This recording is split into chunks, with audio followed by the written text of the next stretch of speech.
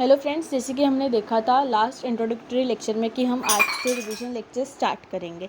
जो हम very first lecture जो है वो फर्स्ट चैप्टर से बिजनेस ऑर्गेनाइजेशन से स्टार्ट कर रहे हैं। बेसिकली ये 3 पार्ट में डिवाइड है ये पूरा चैप्टर।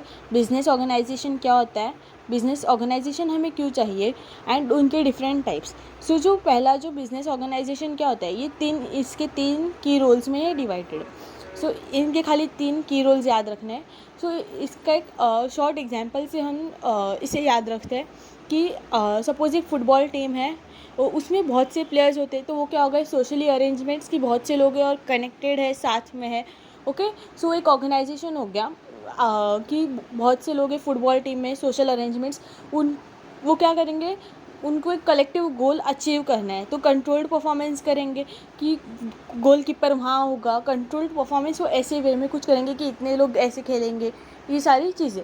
फिर उस कंट्रोल्ड परफॉर्मेंस करके वो अपना कलेक्टिव गोल्स जो है वो अचीव कर लेंगे। क्या हो जाएगा, पहले क्या आएगा सोशल अरेंजमेंट्स, वो सारे लोग मिलके क्या करेंगे, कंट्रोल्ड परफॉर्मेंस करके जो अपना कलेक्टिव गोल है वो अचीव कर लेंगे। हमारे ये 3 पॉइंट हमें याद हो गए कि बिज़नेस ऑर्गेनाइजेशन क्या होता है। बिज़नेस ऑर्गेनाइजेशन हमें क्यों चाहिए। बिज़नेस ऑर्गेनाइजेशन बेसिकली क्यों चाहिए, क्योंकि वो क्या करते हैं, शेयर करते हैं स्किल्स एंड नॉलेज जो भी उनका रहेगा। कि बहुत से लोग हैं तो सबके अपने अलग अलग आइडियाज़ होंगे, सबके अलग अलग स्किल्स होंगे, सब अपनी अपनी चीज़ों में बोलते ना कि प्रोफेशनल होंगे, कि वो बहुत ज़्यादा कब से वो कर रहे एक ही चीज़, तो उस चीज़ में वो स्किल्ड हो जाएंगे और स्पेशलाइज्ड हो जाएंगे उस पर्टिकुलर चीज़ में। सेकेंड है स्पेशलाइज, वही सेम थिंग कि मतलब कर रहे हैं तो स्पेशलाइजेशन अपने आप आ जाता है कर कर के। और थर्ड चीज़ है पुल रिसोर्सेज, जिसे हम सिनर्जी भी बोलते हैं। इसे हम 2+2=5 वाला प्रिंसिपल भी बोलते हैं, जो आप आगे वाले चैप्टर्स में पढ़ोगे। जो सेम चीज़ कंटिन्यू करके आपको आगे वाले चैप्टर में बताई गई है कि 2+2=5 ये प्रिंसिपल है सिनर्जी का। सिनर्जी यानी कि क्या, कि जैसे कि इसने 2 लाख रुपए लाया, उसने 2 लाख रुपए लाया, मतलब जो अलग अलग लोग हैं, जो सोशल अरेंजमेंट्स के जो लोग हैं, वो क्या मतलब सब लोग पूल रिसोर्सेज की एक ही जगह सब अपने कैपिटल्स इकट्ठा कर रहे हैं और उस ऑर्गेनाइजेशन को चला रहे हैं। वैसे इंडिविजुअल पर्सन नहीं कर सकता, बट अगर ऑर्गेनाइजेशन है, बहुत से लोग एक साथ जुड़े, तो वो ये पूल रिसोर्सेज सिनर्जी कर सकते हैं। तो इसलिए भी हमें ऑर्गेनाइजेशन की नीड होती है। फिर डिफरेंट टाइप्स में कुछ मैक्सिमम ज़्यादा से ज़्यादा 5 टाइप्स है। 5 टाइप्स भी कुछ और चीज़ों में डिवाइड है, जो हम अभी डिटेल में शॉर्टली रिविजन लेंगे। Commercial organisation versus not for profit. Commercial organisation में भी 3 फॉर्म्स है सोल ट्रेडर, पार्टनरशिप और लिमिटेड लाइबिलिटी कंपनीज। ये हम बेसिक पहले से जानते हैं। सोल ट्रेडर यानी कि एक पर्सन जो नॉर्मली बिजनेस कर रहा है, बेच रहा है, खुद ही खरीद रहा है। एंटरप्रेन्योरशिप यानी कि खुद ही सब कर रहा है, अकेला एक ही बंदा है। फिर सेकंड आता है पार्टनरशिप, ये सेम सोल ट्रेडर की तरह होता है। इस क्वेश्चन में हमें कई बार घुमाया जाता है लिमिटेड लाइबिलिटी कंपनीज़ को लेकर, लेकिन हमें इतना स्पेसिफिक होना है कि सोल ट्रेडर और पार्टनरशिप दोनों सेम ही चीज़ है। उसमें खाली फ़र्क ये है कि जो पार्टनरशिप है उसमें 2 बंदे आते हैं और सोल ट्रेडर में एक ही बंदा आता है। तो ये चीज़ को लेकर बहुत ही स्पेसिफिक होना है।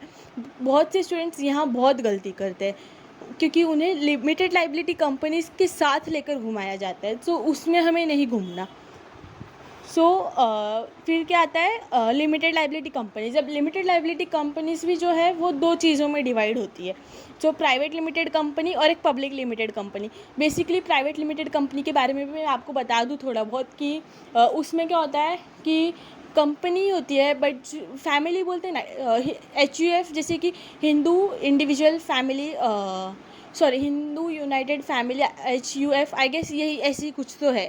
ओके, फिर उसमें क्या होता है कि फैमिलीज़ के मेंबर्स होते हैं, वो इकट्ठा होते हैं और वो अपनी खुद की प्राइवेट लिमिटेड कंपनी स्टार्ट करते हैं, जैसे कि एज एन एग्जांपल फ्रेंड्स हो, फैमिली।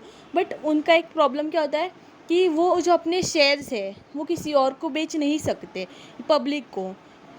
ये उनका एक डिमेरिट है कि वो अपने शेयर्स पब्लिक को नहीं बेच सकते। यही होता है प्राइवेट लिमिटेड कंपनी और पब्लिक लिमिटेड कंपनी की, वो अपने शेयर्स जो है पब्लिक को बेच सकती है, जैसे कि IPOs होते हैं, वो सारी चीज़ें निकलती है। तो वही डिफरेंस है पब्लिक लिमिटेड और प्राइवेट लिमिटेड कंपनी में। इतना हमारा एक फर्स्ट पॉइंट हो गया।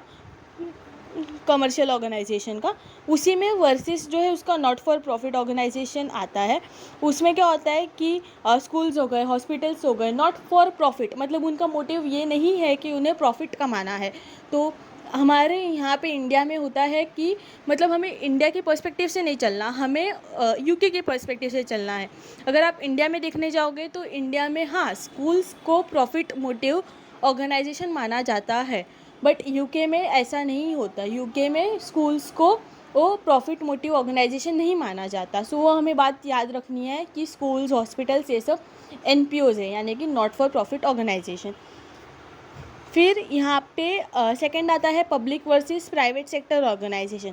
अब पब्लिक सेक्टर ऑर्गेनाइजेशन यानी कि क्या, सिंपल इसमें बाइफर्केशन दो ही है कि पब्लिक सेक्टर को गवर्नमेंट कंट्रोल करती है और प्राइवेट सेक्टर को गवर्नमेंट कंट्रोल नहीं करती। पब्लिक सेक्टर ऑर्गेनाइजेशन का एग्जांपल हम ले सकते हैं, पुलिस है, मिलिट्री है। हम इंडिया में ये सब चीज़ें ऑब्जर्व कर सकते हैं कि पुलिस, मिलिट्री, ये सब कौन गवर्न करता है, हमारा गवर्नमेंट। सो इसमें क्या होता है, गवर्नमेंट इसे कंट्रोल करता है, गवर्नमेंट का इंटरफियरेंस होता है। वही प्राइवेट सेक्टर में गवर्नमेंट कंट्रोल नहीं करता, उन्हें जैसे मर्जी वो रन करते हैं। ओके, सो ये डिफरेंस है पब्लिक सेक्टर ऑर्गेनाइजेशन में एंड प्राइवेट सेक्टर ऑर्गेनाइजेशन में। अब आते हैं थर्ड पॉइंट पे।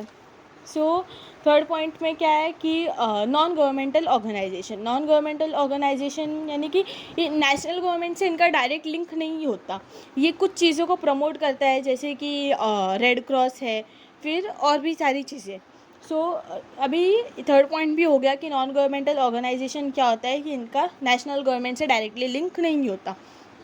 फोर्थ है कोऑपरेटिव्स को भी मैं आपको एक शॉर्ट एग्जांपल के साथ ही बता देती हूँ। लाइक कि जैसे कि कुछ पर्सन्स है जो अलग अलग जगह से कांदा लाते हैं। एग्जाम्पल, कोई 15 रुपये में लाता है, कोई 20 रुपये में लाता है, कोई 50 रुपये में लाता है, तो सब अपना अपना अलग अलग लाते हैं। तो इसमें क्या होता है कि उन्हें महंगा पड़ता है।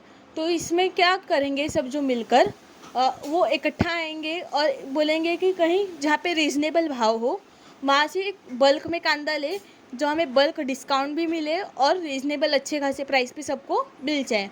तो वहाँ पे ये कोऑपरेटिव हो गया कि सब इकट्ठा आए और उन्होंने अपना कुछ गोल अचीव किया। इसमें बेसिकली किसी का प्रॉफिट मोटिव नहीं होता। यहाँ पे सेकेंड थिंग ये आती है कि सबको एक एक वोट मिलता है, जितने भी कोऑपरेटिव के मेंबर्स होते हैं सबको एक एक वोट मिलता है। सो ये हमारा फोर्थ पॉइंट भी क्लियर हो गया कि कोऑपरेटिव क्या है। फिफ्थ पॉइंट ये आता है कि सेक्टर जहाँ पे ऑर्गेनाइजेशन होता है। सो बेसिकली ये बहुत ही सिंपल है, इसमें कुछ चीज़ें आती है, agriculture, mining, finance, retailer, service, transportation. So ये चीज़ें कुछ सेक्टर, मतलब कि सेक्टर जहाँ पे ऑर्गेनाइजेशन ऑपरेट होता है, तो ये आप चीज़ें खुद गो थ्रू कर सकते हो। सो आई होप आपका मतलब जो भी मेन टॉपिक्स था वो कवर हो चुका है यहाँ पे। अभी अगर आप ये रिवीजन लेक्चर भी देखते हो और एक दो बार रिवाइज करते हो साथ ही साथ, तो आई गेस आपका हो जाएगा मतलब रिवीजन लेक्चर्स ये चैप्टर का। बट अगर आपने पढ़ा है तो आपको बहुत सी एग्जांपल्स जो मैंने इसमें दिए आपको सिमिलर लगेंगे, बिकॉज ये सब मैंने जैसे कि मैंने आपको इंट्रोडक्टरी लेक्चर में ही कहा कि ये सब मैंने अंशुल सर की वीडियोस से पढ़कर, खुद की क्रिएटिविटी दिखाकर, शॉर्ट नोट्स, की नोट्स जस्ट प्रोवाइड किया है। सो हाँ, कुछ उनके ही एग्जांपल्स आपको यहाँ पे मिलेंगे जो मैंने शॉर्ट में बताया है। सो आई होप आपको ये जो वीडियो है वो बेनिफिशियल रहा हो। So thank you for watching my video and please keep me motivated. अगर आप लाइक, शेयर, सब्सक्राइब नहीं भी करते हो तो कमेंट ज़रूर करना कि आपको वीडियो कैसा लगा। प्लीज़ कम्युनिटी गाइडलाइंस को फॉलो करना एंड एक रिस्पेक्ट रखना कि अगर कोई आपके लिए कुछ इतना कर रहा है तो अब्यूसिव लैंग्वेज या unnecessary things, please, it hurts a lot, तो फिर ऐसी चीज़ें प्लीज़ मत करना। अगर आपको कुछ अपनी बात रखनी भी है तो आप पोलाइटली कि हाँ आपकी यहाँ गलती है, आप इसे सुधारो या फिर ऐसा करो, आप बिंदास बोल सकते हो, बट प्लीज़ कुछ गलत मत बोलना। बिकॉज मैं खुद एक स्टूडेंट हूँ, सो मुझसे जितना हो सका मैं